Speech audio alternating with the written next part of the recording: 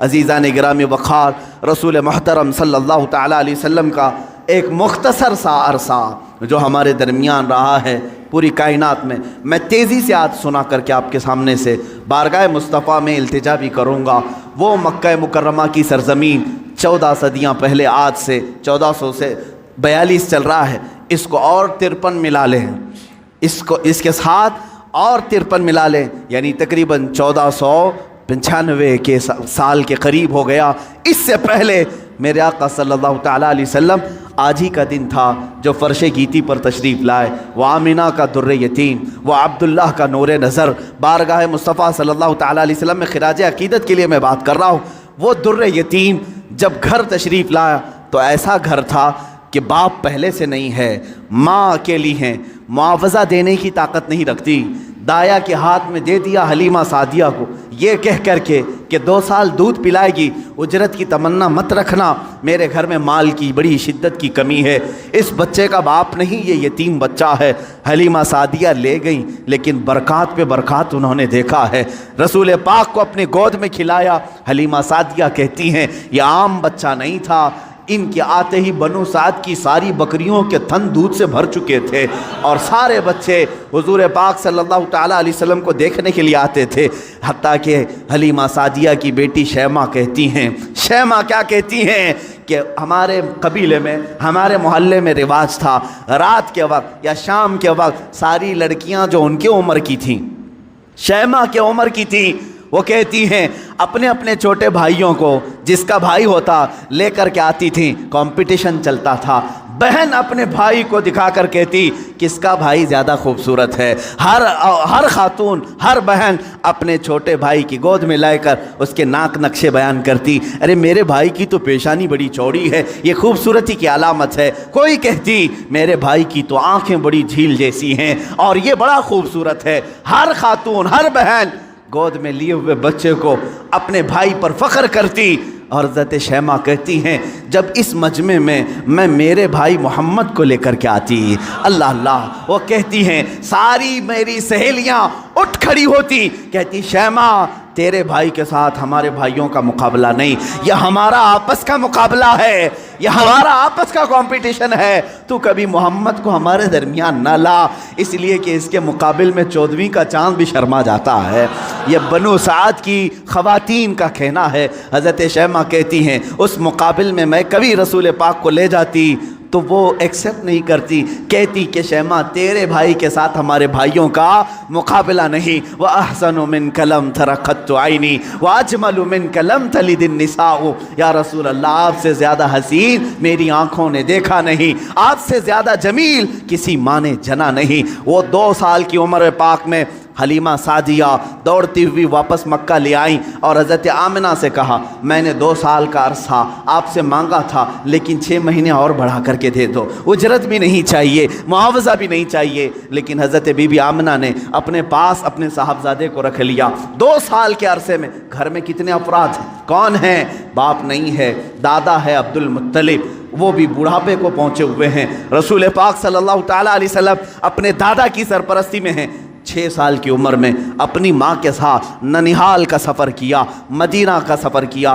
اس وقت جو یثرب تھا وہ حضور کا ننیحال بھی ہے، نانی کا گھر ہے۔ حضرت آمنہ کے ساتھ گئے 6 سال کی عمر میں، جب حضرت عبداللہ کی ایک کنیز ام ایمن ساتھ میں ہے، کوئی نہیں، 3 لوگوں کا یہ قافلہ پیدل مکہ سے مدینہ گیا ہے، مدینہ سے واپسی ہو رہی ہے۔ مقام ابوا میں بی بی آمنہ بیمار ہوئیں، بی بی آمنہ سلام اللہ علیہا اتنی شدت سے بیمار ہوئیں کہ وہ چل پھر نہیں سکتی تھی، اسی راستے میں وہ رہ گئیں، اور اس کے بعد اپنے نور نظر کو قریب بلایا اور کہا اے محمد میری آخری سانسیں ہیں۔ 6 سال کی عمر پاک میں رسول پاک صلی اللہ علیہ وسلم نے اپنی ماں کی آنکھیں بند کیں اور ان کی روح قبض عنصری سے پرواز کی۔ وہ 6 سال کی عمر میں اپنی مقدس ماں کا جسم مبارکہ اٹھاتے ہیں، قبر میں دفن بھی کرتے ہیں، اور اپنے والد کی کنیز کے ساتھ واپس مکہ آتے ہیں۔ اب کون تھا اس محمد عربی کے ساتھ؟ نہ باپ ہے نہ ماں ہے، وہ در یتیم، پوری کائنات کے یتیموں کا آقا بنا ہے، پورے یتیموں کا ماوا و ملجا بنا ہے، لیکن اللہ نے اسے در یتیم پیدا کیا، جب 8 سال کی عمر ہوئی دادا کا بھی انتقال ہو گیا، عبد المطلب بھی دنیا سے چلے گئے، اب کون تھا سوائے ایک چچا کے، ابو طالب کے؟ اب کوئی نہیں تھا، آپ کی سرپرستی میں رہے۔ جہاں تک بات آتی ہے ابو طالب کی، میں کہوں گا بڑے ادب کے ساتھ، اے لوگوں اس اختلافی مسئلے میں کبھی بھی تیر مارنے کی کوشش نہ کرنا۔ بعض لوگ ابو طالب کے کفر کے متعلق اصرار کرتے ہیں کہ وہ کافر تھے، بعض لوگ ایمان کے متعلق، لیکن جو حقیقت ہے وہ اللہ کے حوالے کرو، اللہ کے حوالے کرو۔ رسول پاک صلی اللہ تعالیٰ علیہ وسلم کو انہوں نے جان سے زیادہ تربیت کی ہے، یہاں تک کہ مکہ والوں سے انہوں نے کہا تھا، جب رسول پاک نے اعلان نبوت کیا تھا، ابو جہل، عتبہ، شیبہ سب نے آ کر کہا ابو طالب اگر یہ تیری نگرانی میں نہ رہے تو ہم اس کا کچھ سے کچھ کر دیں، تو محمد ہمارے حوالے کر دے۔ جانتے ہو ابو طالب، مجھے بڑی تکلیف ہوتی ہے جب سرے سے کوئی آدمی ان کو بالکل کافر مشرک گردانے، میں کہتا ہوں کف لسان تو کرو، زبان کو روک تو لو، جو معاملہ ہوگا قیامت کے دن دیکھا جائے گا۔ حضور کے چچا ہیں لیکن عشق کی بات تو دیکھیں، وہ مکہ والوں سے کیا کہتے ہیں؟ کوئی محبت کرنے والا ہی یہ جملے کہہ سکتا ہے۔ مکہ والوں سے انہوں نے کہا اے مکہ والوں سن لو، تم اگر میرے ایک ہاتھ میں چاند رکھ دو، دوسرے ہاتھ میں سورج رکھ دو، تب بھی میں محمد تمہارے حوالے نہیں کر سکتا۔ یہ ابو طالب کے الفاظ تھے جو رسول پاک کے لیے انہوں نے فرمائے تھے۔ میں ادب سے کہتا ہوں لیکن پھر ساتھ میں ایمان و کفر کا معاملہ اللہ کے حوالے کرتا ہوں، اس لیے کہ اس پوری قوم کو نہ جنت دینا ہے نہ دوزخ دینا ہے، نہ قیامت کے دن تمہارے ہاتھ میں فیصلہ ہے نہ میرے ہاتھ میں فیصلہ ہے۔ ابو طالب جنت میں جائیں گے کہ جہنم میں جائیں گے، میں کون ہوتا ہوں فیصلہ کرنے والا؟ نہ اعلیٰ ملائکہ میں سے ہیں ہم، نہ فرشتوں میں سے ہیں، بلکہ اللہ رب العزت کے حوالے ہے یہ فیصلہ، ہر ایک کے جنت و دوزخ کا فیصلہ۔ بہرحال 12 سال کی عمر میں ابو طالب نے رسول پاک کو اپنا ساتھی بنا لیا۔ ایسا مجھے بتاؤ ابو طالب پر جب بھی باتیں آئیں ادب کے ساتھ کہو، ادب کے ساتھ کہو۔ میں نے ابو طالب کو بہت پڑھا ہے، وہ رسول پاک کو چھوڑ کر ایک لمحہ بھی نہیں رہتے تھے، ایک لمحہ نہیں رہتے۔ 12 سال کی عمر میں جب انہیں یمن کی تجارت پہ جانا تھا، ابو طالب نے انہیں چھوڑا نہیں، رسول پاک کو تجارت کے سفر میں ساتھ لے لیا۔ بیچ راستے میں ایک جگہ پڑاؤ ہوا، وہاں ایک راہب تھا، عیسائی راہب، اور اس نے دیکھا، چہرے پاک کو دیکھ کر اپنی کتابوں میں پڑھی ہوئے ساری علامتیں دیکھ لیا، اس نے مہمان بنا لیا۔ ابو طالب سے پوچھا تم کہاں سے آ رہے ہو، کون سا خاندان ہے؟ جب انہوں نے بتایا تو وہ راہب کہتا ہے، بحیرہ راہب، اے ابو طالب میری بات سنتے ہو تو سن لو، جو تمہارے ساتھ بچہ تمہارا بھتیجا ہے یہ اللہ کا سب سے آخری رسول ہوگا، یہ سب سے آخری رسول ہوگا۔ تم جا رہے ہو شام یا یمن، وہاں یہودی اس کے جانی دشمن ہوں گے، وہ بچے کو مار ڈالیں گے، قتل کریں گے، لہٰذا تم اپنی تجارت کا سامان یہیں بیچ دو اور واپس مکہ لے جاؤ۔ ابو طالب نے صرف رسول پاک کی جان کی حفاظت کے لیے پورا تجارت کا قافلہ وہاں بیچ دیا، واپس مکہ تشریف لائے۔ ابو طالب نے 25 سال کی عمر تک رسول پاک کی ایسی تربیت کرتے رہے۔ میرے آقا صلی اللہ تعالیٰ علیہ وسلم کی پرورش میں انہوں نے کوئی فر و گزاشت نہیں کیا، کچھ نہیں چھوڑا۔ جب آپ کی عمر 25 سال کی ہوئی، میرے آقا کی شادی کی عمر ہے، یہ شادی کی عمر ہے، رسول پاک کو سامنے سے پیغام آیا بی بی خدیجۃ الکبریٰ کا، جو مکہ کی طاہرہ تھیں۔ لوگ کہتے ہوں گے مالدار سے شادی کیا، بلکہ آپ کو یہ معلوم نہیں، پورے مکہ میں حضرت خدیجہ کا ایک لقب مشہور تھا، طاہرہ ان کو کہا جاتا تھا۔ حضور کے پاس جب ان کا پیغام نکاح آیا، آپ نے ایکسیپٹ کیا۔ آپ سوچیں 25 سال کی عمر میں 40 سال کی خاتون سے نکاح کرنے والا صرف عورتوں کا دلدادہ نہیں ہو سکتا، وہ بھی بیوہ عورت، 2 شوہر ان کے ہو چکے تھے، اس سے پہلے انتقال کر چکے تھے، تیسرے شوہر میرے آقا ہیں۔ رسول پاک صلی اللہ تعالیٰ علیہ وسلم کی شادی ہو رہی ہے، شادی کا جو خطبہ نکاح ہے کوئی اور نہیں، ابو طالب ہی پڑھ رہے ہیں۔ ابو طالب نے خطبہ پڑھا، خطبے کے الفاظ بھی دیکھیں، کہیں ایک شرک نہیں، کہیں ایک کفر نہیں، بلکہ اللہ کی حمد و ثنا ہے، رب ذوالجلال کی تعریف و توصیف ہے۔ اس کے بعد رسول پاک کی تعریف بھی اس خطبے میں موجود ہے، وہ خطبہ آج بھی موجود ہے، کتابوں میں لکھا ہوا ہے۔ ابو طالب نے جو رسول پاک کے نکاح میں خطبہ پڑھا تھا، کوئی اور نہیں پڑھا، چچا نے خطبہ پڑھا، اور اس کے بعد محمد صلی اللہ تعالیٰ علیہ وسلم کا نام لیتے ہوئے پھر سارے مجمع میں کہا یہ میرا عزیز از جان بھتیجا محمد ہے، اس سے زیادہ شریف پورے مکہ میں تم لا نہیں سکو گے، اس سے زیادہ حسین تم پورے عرب میں لا نہیں سکو گے۔ اس کے بعد کہا محمد کا جو مہر طے پاتا ہے وہ ابو طالب کے مال سے جائے گا، خدیجۃ الکبریٰ کو جو مہر دیا گیا رسول پاک کا وہ بھی ابو طالب کے مال سے دیا گیا ہے، رسول پاک کے اس چچا کے مال سے۔ اب یہ زندگی ہے پاک ازدواجی زندگی ہے، میرے آقا سیدہ خدیجہ کے ساتھ 25 سال گزارتے ہیں۔ 50 سال کی عمر مبارکہ جب میرے آقا کی ہوئی، یعنی 40 سال کی عمر پاک جب تھی، تب اللہ تعالیٰ نے آپ کو حکم دیا، اے رسول آپ اعلان کر دیں میں اللہ کا آخری رسول ہوں، بتوں کی عبادت چھوڑ دو، ایک خدا کی عبادت کی طرف آؤ۔ یہ حضور کی 40 سالہ زندگی میں جو انقلاب آیا، اب مکہ والوں کی یہاں سے ستم ظریفیاں شروع ہوئیں۔ میرے آقا نے سب کو جمع کیا مکہ کے ایک سرزمین پر میدان میں، پوچھا میرے بارے میں تمہارا کیا خیال؟ سبوں نے کہا تم آج تک کبھی جھوٹ نہیں بولے اور کبھی کسی کی امانت میں خیانت نہیں کی۔ حضور نے فرمایا اے مکہ والو، اگر میں یہ کہہ دوں ان پہاڑوں کے پیچھے ایک فوج چھپی ہے جو تم پر حملہ کرنا چاہتی ہے، کیا میری اس بات پر یقین کرو گے؟ سارے مکہ والوں نے ایک زبان ہو کر کہا آج تک کبھی آپ نے جھوٹ کہا نہیں، اگر آپ کہتے ہیں کہ فوج ہے ہم اس کو بھی مانیں گے، ہم اس کو بھی یقین کے ساتھ تسلیم کریں گے۔ حضور نے فرمایا جب میری باتوں پر اتنا تمہیں یقین ہے تو سنو، میں تمہیں کہتا ہوں اللہ ایک ہے، خدا ایک ہے، معبود ایک ہے، مسجود ایک ہے، ہر ایک کے سامنے سر جھکانا یہ تمہیں زیب نہیں دیتا، اور میں محمد اللہ کا آخری رسول ہوں، اس کی طرف سے اخلاقی تعلیمات لے آیا ہوں، تمہاری روحوں کا بدلنے آیا ہوں۔ جب میرے آقا نے فرمایا سارے مکہ والے ناراض ہوئے، سوائے حضرت علی کرم اللہ وجہہ الکریم کے، کوئی اس میدان میں ایمان لانے والا نہیں تھا۔ حضور پاک صلی اللہ علیہ وسلم کی دعوت کی ابتدا صرف 2 لوگوں سے شروع ہوئی، ایک حضرت علی سے، دوسرے حضرت خدیجہ سے۔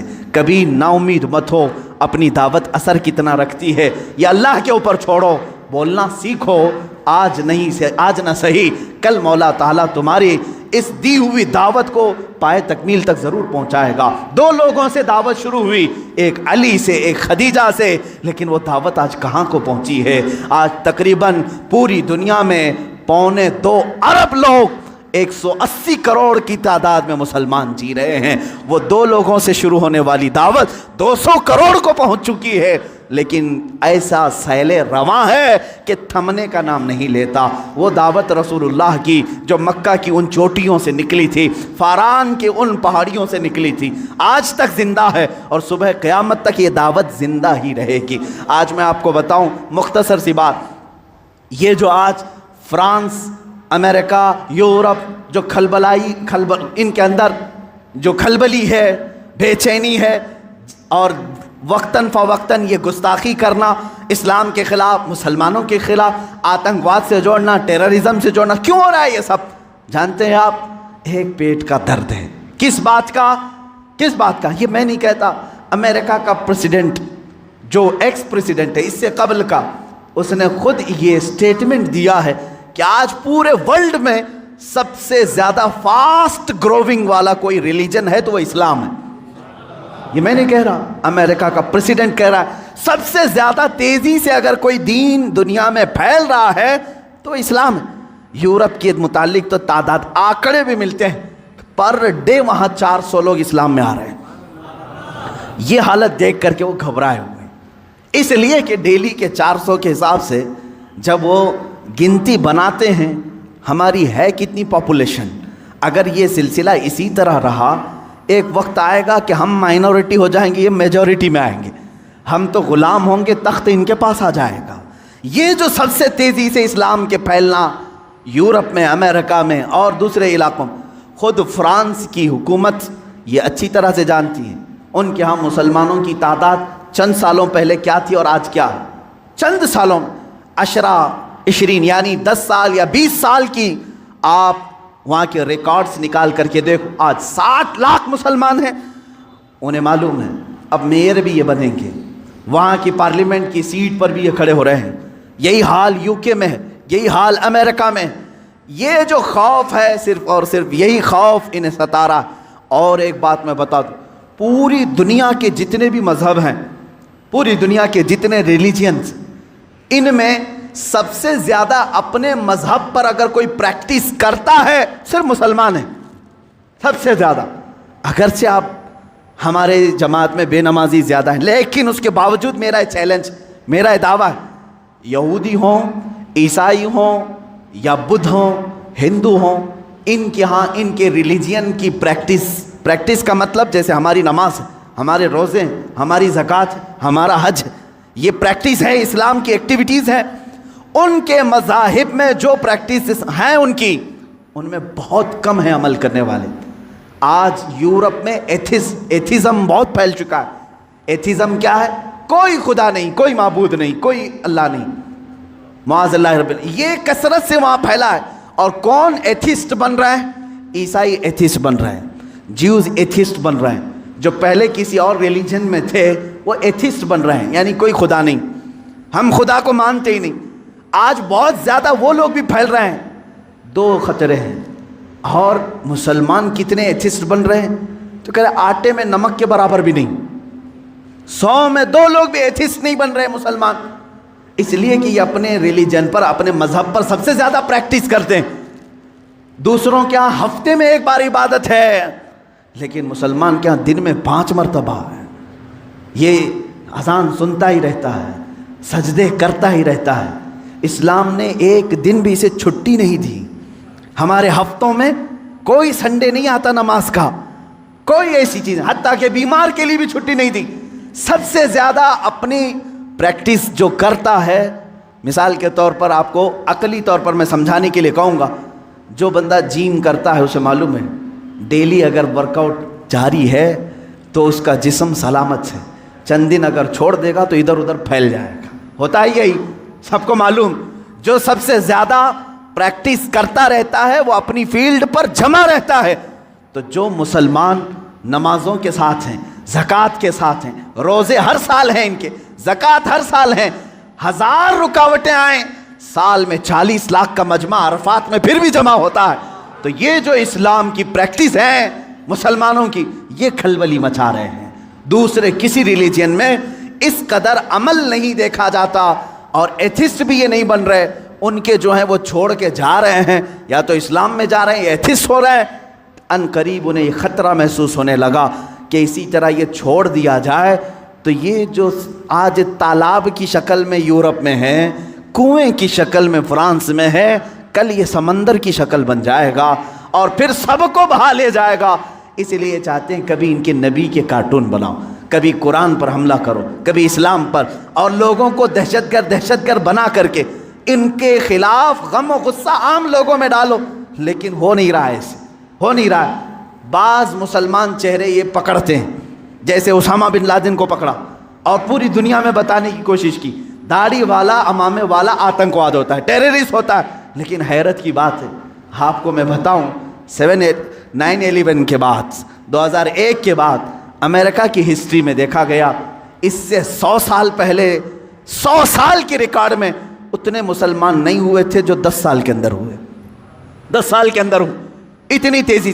जब बार बार कहा गया आतंकवाद है, ये आतंकवाद है, तो बेचारे जो कभी इस्लाम को जानते नहीं थे, उन्होंने कुरान उठाना शुरू किया, सीरत मुस्तफ़ा पढ़ना शुरू किया। देखते तो हैं सही, क्या कुरान हकीकत में टेररिज्म सिखाता है? क्या मोहम्मद आतंकवाद सिखाते थे? जब वो पढ़ते हैं तो फिर कहते हैं इस्लाम की फितरत में वो कुदरत ने वो लचक दी है, जितना ही दबाओगे उतना ही वो उभरेगा। अज़ीज़ान गिरामी वक़ार, रसूल पाक सल्लल्लाहु तआला अलैहि वसल्लम की वो दावत मुकम्मल होकर रहेगी, अगरचे काफिर और मुशरिकीन नापसंद करें। 40 साल के बाद से लेकर 53 साल तक मेरे आका मक्का मुकर्रमा में रहे, मुसीबतें भी झेली, मशक्क़तें भी उठाई और लोगों के 1000 तरीके के ताने भी बर्दाश्त किए। 53 साल के बाद मेरे आका ने हिजरत फरमाई मदीने तैयबा। मदीने आने के बाद सबसे पहले मस्जिद नबवी की तामीर हुई, सहाबा को भाई भाई बनाया, और उसके बाद जो मदीने के ख़िलाफ़ आवाज़ उठा था उसके ख़िलाफ़ मेरे आका ने तलवार भी उठाई। जंगे बदर हुई, जंगे उहद हुई, जंगे खंदक हुई, जंगे हुनैन हुई, जंगे तबूक हुई और जंगे मौता हुई। ये वो जंगे हैं जो दुश्मनाने इस्लाम के ख़िलाफ़ मेरे आका ने की। तकरीबन 25 या 26 ग़ज़वात हुए, जिसमें 18 में तो ख़ुद मेरे आका तशरीफ़ लेकर गए, और ये 10 साल के अरसे में ज़्यादा से ज़्यादा जंगें हुई। जो रसूल मक्का छोड़कर निकले थे रात की तारीकी में, 2 लोग, अबू बकर सिद्दीक़ और रसूल मुहतरम सल्लल्लाहु तआला अलैहि वसल्लम, 2 लोग निकले थे। 6 साल गुजरे थे, 6 साल मदीने में। 7वें साल वही रसूल, वही सिद्दीक़ अकबर मक्का की तरफ वापस आ रहे हैं। حج کرنے عمرہ کرنے کی نیت سے، لیکن کتنے لوگ ہیں؟ 10,000 کی تعداد میں آ رہے ہیں، کوئی قتل و قتال نہیں، کوئی جنگ و جدال نہیں، فاتح کی شان سے آئے، خانہ کعبہ میں داخل ہوئے، بتوں کو نکالا، پاک کیا اور کہا آج محمد اللہ کا رسول خانہ کعبہ کو پاک کر رہا ہے اور صبح قیامت تک اب یہاں شرک نہیں ہوگا، بت پرستی نہیں ہوگی، کعبے کو بنایا مطہر یہ رسول پاک نے۔ اب اس کے بعد رسول پاک صلی اللہ علیہ وسلم نے انہی 10 سالوں کے اندر کتنے غزوات کیے۔ وہ آخری سال تھا میرے آقا کا جب 10 ہجری تھی، حضور نے اعلان کیا جو حج کے لیے میرے ساتھ آنا چاہے سب آ جائیں۔ یہ سن کر کے تقریباً 1,20,000 صحابہ حضور کے حج کے سفر میں ساتھی بن گئے۔ میرے آقا تشریف لائے مکہ مکرمہ، یہ حضور کا آخری حج تھا جس میں خطبۃ الوداع حضور صلی اللہ تعالیٰ علیہ وسلم نے حجۃ الوداع کا خطبہ دیا، آخری خطبہ دیا۔ وہ آخری خطبہ آج پورے دنیا والوں کے لیے دستور ہے، ایک لا ہے، ایک ایسے قوانین سے جمع کیا ہے۔ اسی میں حضور نے عورتوں کے حقوق بیان کیے، بچوں کے، بوڑھوں کے، مزدوروں کے، غریبوں کے، پڑوسیوں کے، ہر ایک کے حقوق اس ایک خطبے میں میرے آقا نے بیان کیا۔ حرام مال سے بچنے کی تلقین کی، سود سے بچنے کی تلقین کی، اور پھر گھمنڈ تکبر کرنے سے بچایا۔ حضور نے فرمایا تم سب آدم کی اولاد ہو، ایک دوسرے پر فخر نہ کرو، کالا گورے پر، گورا کالے پر، امیر غریب پر، غریب امیر پر، بلکہ میرے آقا نے فرمایا تقوی جس کے پاس ہے وہ اللہ کے نزدیک محترم ہے۔ یہ آخری خطبہ ہوا۔ اسی خطبے کے بعد میرے آقا نے اپنے صحابہ سے کہا اللہ نے اپنے بندے کو اختیار دیا ہے کہ دنیا چاہے تو دنیا لے لو یا اپنے رب کے پاس جو چاہے وہ لے لو۔ اس بندے نے اللہ کے پاس رہنے کو قبول کر لیا ہے۔ یہ باتیں تھیں جو اشارہ دیا میرے آقا نے کہ اب رسول پاک زیادہ دن تک ان کے ساتھ نہ رہیں گے۔ محرم کا مہینہ تھا جب میرے آقا پلٹے مدینہ طیبہ، بیماری نے جکڑ لیا، سفر کا مہینہ پورے علالت میں گزرا۔ اس طرح کی علالت تھی، اس طرح کا بخار تھا کہ حضور پاک صلی اللہ تعالیٰ علیہ وسلم کو بعض اوقات صحابہ دونوں کندھے پکڑ کر کے مسجد میں لاتے تھے۔ حضور پاک صلی اللہ تعالیٰ علیہ وسلم کے پیر بھی زمین پر نہیں ٹکتے تھے۔ اس حالت میں حضور مصلی پر آئے اور اپنے صحابہ کو دیکھ کر مسکراتے بھی رہے، نمازیں بھی پڑھاتے رہے۔ پھر یہی ربیع الاول شریف کا مہینہ آیا، یہ 11ویں ہجری تھی جب 12 ربیع الاول تھی، بعض روایات میں 13 ربیع الاول ہے، یعنی کل آنے والا جو دن ہے۔ اللہ کے حبیب صلی اللہ تعالیٰ علیہ وسلم نے سب کو جو وصیتیں کرنی تھی وہ وصیتیں فرمائی۔ ماں عائشہ صدیقہ کے حجرے میں آرام کرتے رہے۔ اللہ کے نبی صلی اللہ تعالیٰ علیہ وسلم کو بخار شدت کا تھا، بار بار مسواک طلب کرتے تھے یا پانی کے چھینٹے چہرے پر مارتے تھے اور پھر کہتے تھے یہ سکرات، یہ نزع کا وقت کتنا شدید ہوتا ہے، کتنا شدید ہوتا ہے۔ ماں عائشہ کہتی ہیں اچانک میں نے دیکھا دروازے پر کسی کی دستک ہو رہی ہے، میں نے کہا اللہ کے رسول آرام کر رہے ہیں۔ حضور نے فرمایا عائشہ وہ کوئی اور نہیں ملک الموت عزرائیل ہے، وہ کسی کے آنے کے لیے اجازت نہیں مانگتا، آج مجھ سے اجازت لے رہا ہے، اس کے بعد پھر کسی سے نہیں لے گا۔ ملک الموت حجرے پاک میں داخل ہوئے۔ حضور پاک صلی اللہ تعالیٰ علیہ وسلم ماں عائشہ صدیقہ کے زانوں پر سر رکھ کر آرام کر رہے ہیں۔ ملک الموت نے اجازت طلب کی، آقا حکم ہو تو آپ کی روح پاک کو میں نکالوں، اللہ کے حضور لے جاؤں، آپ کے رب اعلیٰ کے جلوں میں لے جاؤں۔ رسول پاک صلی اللہ علیہ وسلم نے اس سے پہلے جانتے ہو کیا پوچھا تھا؟ میرا دل درد کرتا ہے۔ ملک الموت سے صرف اتنا پوچھا، یہ وہ وقت ہوتا ہے نزع کا وقت جس وقت باپ اپنے بیٹے کو بھول جاتا ہے، بھائی بہنوں کو بھول جاتا ہے، بلکہ اکثر تو لوگوں کو اپنا نام تک یاد نہیں ہوتا۔ سکرات کے وقت جاؤ لوگوں کے بستروں کے پاس، ہم کلمہ پڑھاتے رہتے ہیں، کلمہ آتا نہیں، لوگ بول نہیں پاتے، یہ وہ حالت ہوتی ہے نزع کی۔ لیکن اس وقت میرے آقا صلی اللہ علیہ وسلم ملک الموت سے یوں کہتے ہیں اے اسرائیل، یہ جو نزع کا درد ہے کیا یہ درد میری امت کو بھی دیا جائے گا؟ کیا یہ سکرات کا درد میری امت کو بھی دیا جائے گا؟ ملک الموت نے کہا موت سے پہلے ہر ایک کو سکرات سے گزارا جائے گا۔ میرے آقا رو پڑے، واہ امتی ہی، واہ امتی ہی، اے اللہ میری امت، اے اللہ میری امت، کیا وہ نزع اور سکرات کو برداشت کر پائے گی؟ رب تعالیٰ نے حکم دیا اے حبیب آپ غم نہ کریں، آپ اپنے امتیوں کو یہ بشارت دیں کہ جو ہر نماز کے بعد آیت الکرسی پڑھتا رہے ہیں وہ دنیا میں رہے گا، اس کی روح اللہ فرماتا ہے میں خود قبض کروں گا، اسے احساس نہ ہو۔ رسول پاک صلی اللہ تعالیٰ علیہ وسلم حضرت عائشہ سے بات کر ہی رہے تھے، آخری جملے میرے آقا کے، الصلاۃ الصلاۃ، نماز نماز، اور تمہارے ہاتھوں کے نیچے جو مزدور ہیں ان کا خیال کرو۔ اتنا کہا اور حضور پاک نے ہمیشہ کے لیے اپنی آنکھیں بند کر لی۔ میرے آقا کے لبہائے مبارک بند ہو چکے تھے۔ حضرت عائشہ کہتی ہیں میں بات کرتی رہی، میں یہ سوچ رہی تھی کہ حضور اب بولیں گے، تب بولیں گے۔ کافی انتظار کے بعد بھی حضور بول نہیں رہے تھے۔ اب وہ کبھی نہیں بولنے والے تھے ظاہری الفاظ سے۔ اچانک ابو بکر صدیق حجرے میں آئے، حضرت عائشہ باتیں کر رہی تھی۔ حضرت ابو بکر صدیق نے دیکھا، پیشانی مبارکہ کو بوسہ دیا اور انا للہ و انا الیہ راجعون پڑھا۔ حضرت عائشہ نے پوچھا کیا ہوا بجان؟ کہا بیٹی تجھے معلوم نہیں، تمہارے سرتاج، تمہارے رفیق حیات، ہم سب کے آقا و مولا اپنے رب اعلیٰ کے حضور جا چکے۔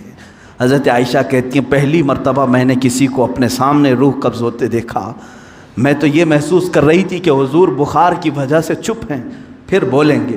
سیدہ کائنات فاطمۃ الزہرا سلام اللہ علیہا آئی، وہ خاندان میں تنہا باقی تھیں، حضور کی ساری اولاد ان کے سامنے فوت ہو چکی تھی، حضرت فاطمہ اکیلی رہ گئی تھی۔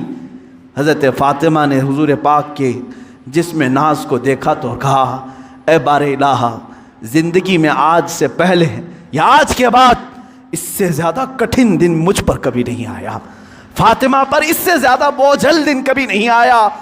جب فاطمہ نے اپنے عزیز از جان باپ کو اپنے سامنے موت کی آغوش میں دیکھ رہی ہے، رسول پاک صلی اللہ تعالیٰ علیہ وسلم کے صحابہ نے میرے آقا صلی اللہ تعالیٰ علیہ وسلم کی ایک کے بعد دیگر زیارت کی۔ صحابہ کی کیا کیفیت رہی، 14 صدیوں کے بعد آج ہم روتے ہیں میرے آقا کی وفات کو سن کر۔ وہ آفتاب عالم ہمارے درمیان سے روپوش ہوا، وہ مہتاب رسالت غروب اگرچہ ہوا، لیکن آج بھی جب واقعات سنتے ہیں تو روتے ہیں۔